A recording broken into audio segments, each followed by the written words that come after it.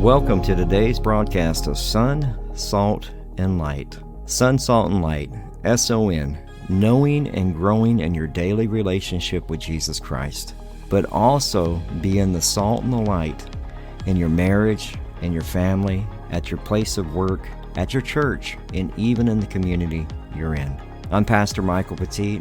This is a radio ministry of our church, Calvary Chapel Divine, here in Divine, Texas. We are so glad that you joined us for today's broadcast. We are a Calvary Chapel, so we simply teach the Bible verse by verse, chapter by chapter. We believe that God uses His Word to transform, restore, and to change lives one verse at a time. If you're visiting our area, you'd like to get information about our church or church service times, maybe even track down some of the other teachings that we have available through podcasts, whether it's through Audible or Spotify or Apple Podcasts, you can do all of that at our church website at calvarydivine.org. That's calvarydivine.org. All right, but that's how a lot of people are. But what I love is like somebody who does God's will, says so much about their character, they don't even think about it, they just do it. Right? That says so much about you as a follower of Christ and your growth. Like, you've been tested. You don't do something like that, like without even thinking, boom, let's go. Kind of like David with the giant. A whole nation of men. Where are you? Right? A whole nation of men. Here comes this little teenage boy. God's got it. Let's go. And then he sits there holding the head. Chopped it right off. It's like sometimes we forget it, right? In Psalm 18, verses 25 through 26 says, with merciful you show yourself merciful, with the blameless you show yourself blameless, with the crucified you show yourself pure, and with the crooked you make yourself seem torturous. And so we don't debate, we don't procrastinate on it, we don't sit and try to protest and say, God, I don't want to do this. This is not what I want to do, because anything that's delayed obedience is disobedience, and anything that's partial obedience is disobedience. And when God is telling you to do something, here I am. Period. And that was Abraham. In 2 Corinthians chapter 5, verse 7, for we walk by faith, not by sight. And then we have to be obedient to the truth. In 1 Peter chapter 1, verse 22, having purified your souls by your obedience to the truth. I would highly recommend, if you haven't seen it yet, His Only Son. Great movie. And it's dealing with Abraham and Isaac. The kid who made it was, I call him a kid, he's in his 30s. The kid who made it actually was a vet. Took all of his GI Bill money and made a movie. I think he spent less than $250,000 on it, and that movie's made over 10 or 12 million.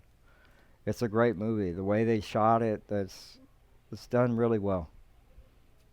And I would highly recommend it. But it covers this whole thing.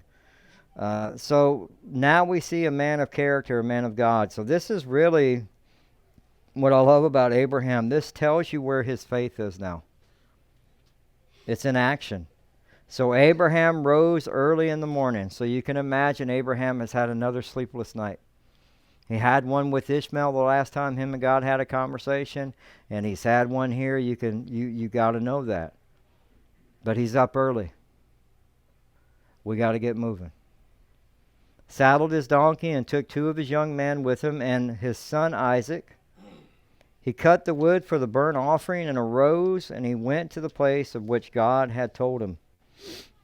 He's obedient to God.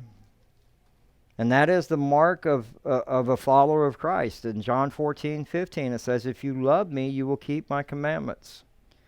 In John 14:21, Jesus goes a little bit deeper. He says, whoever has my commandments and keeps them, he it is who loves me, and he who loves me will be loved by my Father, and I will love and manifest myself to him. He's like, through that obedience, there's intimacy with God. It's like blessing of obedience. And then, part of that is he's preparing the wood for worship. This is what's so odd about this. Like, you're offering your son, but yet he's preparing and chopping the wood for worship. He's going to worship God. He's preparing a burnt offering. And so for us, it's important for us is if we love him and we keep his commandments, that means when we worship in every area. Even as he's cutting wood. You can imagine he's probably hitting that lumber hard, like, Lord, I don't know why we're doing this. What is going on? Why do I have to? And he's processing all that stuff out. But yet he's still being obedient to God and preparing to do what he's been called to do. And that's what I love. And so when we worship in every area of our life. It affects everything that we do. So when we attend church, I don't attend because I can remember going just on Sunday, and I complained. The first few months, I was like, man, Joe's going long today.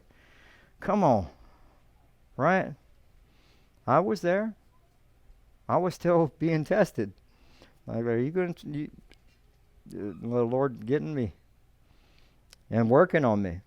But attendance became something that was important to me. It was part of my worship. We talked about it a few weeks ago. ASU sports have become gods to many parents. And so attendance is not that important. And they taught their children that skipping church is okay for baseball or softball or football or basketball or any of those things, because the sport is more important than God. And anytime you elevate something above God, you're in trouble. A relationship. Like, you put your wife on, and God's down here somewhere. Oh, it's not going to end well. A kid. You can't have special kids. If you want to know why, read the Bible. Every time it doesn't end well. It always ends bad. That child goes through craziness because somebody spoiled them and they favor one child. But if you do that and you put it above, you're worshiping the child and not your God. Your position at work. Your money. All those things. Your time, your talent, your treasure. Everything that we do in worship and obedience is what we learned this past weekend as we step out in faith and obedience. In 1 John chapter 3, verses 22 through 24, it says, "And whatever we ask, we receive from him, because we keep his commandments and do what pleases him." So when you keep his commandments, you're doing what pleases him. And this is commandment, that we believe in the name of his Son, Jesus Christ, and love one another, just as he commanded us. Whoever keeps his commandments abides in God, and God in him. And by this we know that he abides in us, by the Spirit whom has given us. And so again, if we are to be obedient to God, then we should be without compromise. Our worship should be without compromise. Again, it's like, here I am. It's without compromise. 1 John chapter 5, verses 2 and 3 says, "By this we know that we love the children of God, when we love God and obey his commandments. For this is love, the love of God, that we keep his commandments, and his commandments are not burdensome." So again, he's offering worship. He's cutting the wood and getting ready to go to the place where God had told him. And understand, things are going pretty well for Abraham right now. He just had a covenant with somebody he hurt. It's easy to worship when things are going good, right? It's easy to say, "Here I am," when everything's going good. But where are you at when life hits and the test begins? Romans chapter 8, verse 28, a verse that everybody loves to say, but when life hits, And we know that those who love God, all things work together for His good, for those who are called according to His purpose. Like, you love that verse, but when death or cancer or a prodigal's gone, that's a verse that's hard to read. It's hard to live. In Psalm 37, verse 23, the steps of man are established by the Lord when He delights in His ways. He's doing exactly what he's told to do. Abraham is not conferring with anybody. He didn't go to Sarah and say, hey, we got to talk about this for a few days. He's like, God told me, Sarah, this is happening. Because you can imagine what she's going through. Right? We don't get that side of it. That's one of the things, like when you get to heaven, you can say, Sarah, tell me what you were like when He took your son.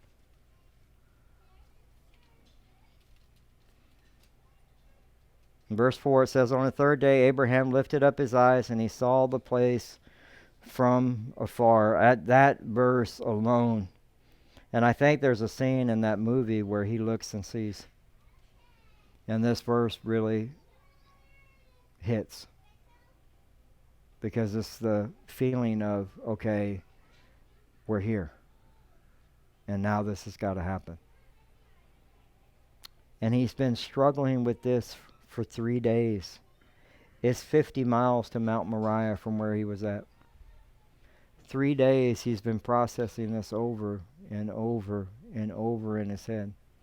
But he's still stepping step by step by step, trusting God. Trusting God. God's going to make a way.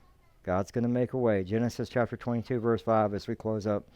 Then Abraham said to his young man, stay here with the donkey. So they don't get to go up. You got to stay with the donkey. I and the boy will go over there and worship and come again to you. So he's like, the word that he uses is a plural pronoun, which would be like we. So he's like, we're going to go and we're coming back. In his head, that's where he's at. That's faith. Like, I don't know. I'm not sure what can happen. I think God can bring him back from the dead. I don't know. I mean, we weren't even supposed to have this baby. It's been 25 years. She's 99 years old. It shouldn't have happened. Supernatural by God. In Hebrews chapter 11, verses 17 through 19 says, by faith Abraham, when he was tested, offered up Isaac, and he received the promises, was in the act of offering up his son, of whom it was said, through Isaac shall your offspring be named. And then here's the verse in 19. He considered that God was able even to raise him from the dead, from which, figuratively speaking, he did receive him back. Like, he had a belief, like, hey, who can raise people from the dead? I am the resurrection and the life. Jesus' son can. I mean, God's son can, right? God's son did. And so when we look at that, it's like he's in his head thinking, supernaturally, whatever's going to happen is God's going to take care of this. That's a big step of faith. In Hebrews 11, verse 6, it says, and without faith it is impossible to please him, for whoever would draw near to God must believe that he exists, that he rewards those who seek him. And I don't know how many of y'all have heard that teaching from Dwayne Miller, the pastor from Texas. He was at First Baptist Brenham, Texas, and then in January he got the flu virus, which damaged his vocal cords, and he lost his voice. This is a true story. He was a pastor for many years, and now he can't preach. Dwayne had become suicidal, had lived in Houston, had seen over 63 specialists and 200 doctors, and was asked to teach on Psalm 103 at his new church. And anybody who's heard Robert Kennedy speak, I can't handle it. I'm like, bro, you got to stop talking, because it's like I'm sorry. I'm just like you'll never be president with that voice. I'm sorry. So but it's worse. And he was like, I can't do this. Like, they won't even want to hear me teach. It was like a Sunday school for the church is 150 people. And so the guy was adamant about him teaching. And so he's like, I'm going to assign you Psalm 103. And within that teaching that morning, he said, and this is, I can attest to this, most pastors go through this. We have very sleepless nights on Saturday to Sunday morning. The enemy loves messing with us then. It's very rare I have a good night of sleep on Sunday into Sunday morning. And I understood this when he said, he goes, man, I woke up and it was taking everything I did just to get to the car. Everything I could just to get out of the car. Everything I could just to walk into the building. It's a step. It's a step. Just keep stepping, right? He starts teaching. And if you, I will make sure Teresa post it for you. It's on YouTube because they actually recorded the sermon. About 1 minute and 49 seconds, his voice comes back. And he's reading Psalm 103. It says, Bless the Lord, O my soul, and all that is within me. Bless his holy name. Bless the Lord, O my soul, and forget not all his benefits, who forgives all your iniquity. And at the moment he got to, who heals all your diseases,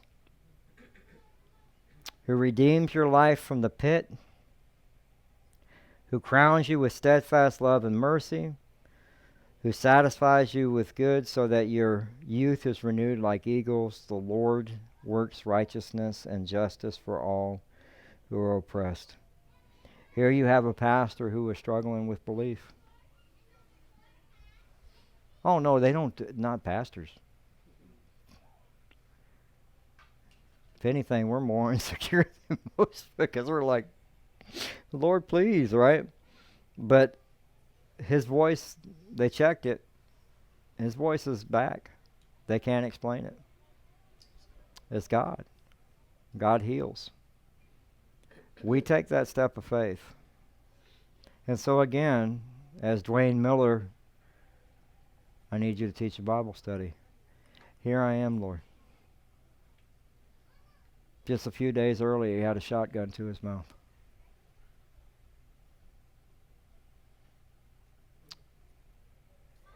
God knows what your needs are. God will step in and intervene. We just have to be faithful. And you will be tested. So will you be ready to answer that call? Psalm 119 verse 60 says, I hasten and do not delay to keep your commandments. If you love me, keep my commandments. Right? Well, that concludes today's broadcast of Sun, Salt, and Light Radio. We hope that you enjoyed it. If you'd like to submit a prayer request or get in contact with us or find out service times, you can do all of that at our website, as well as get our podcast at Spotify, Audible, TuneIn Radio. Pretty much wherever you can find a podcast, you can just type in Sun, Salt, and Light and you'll find it.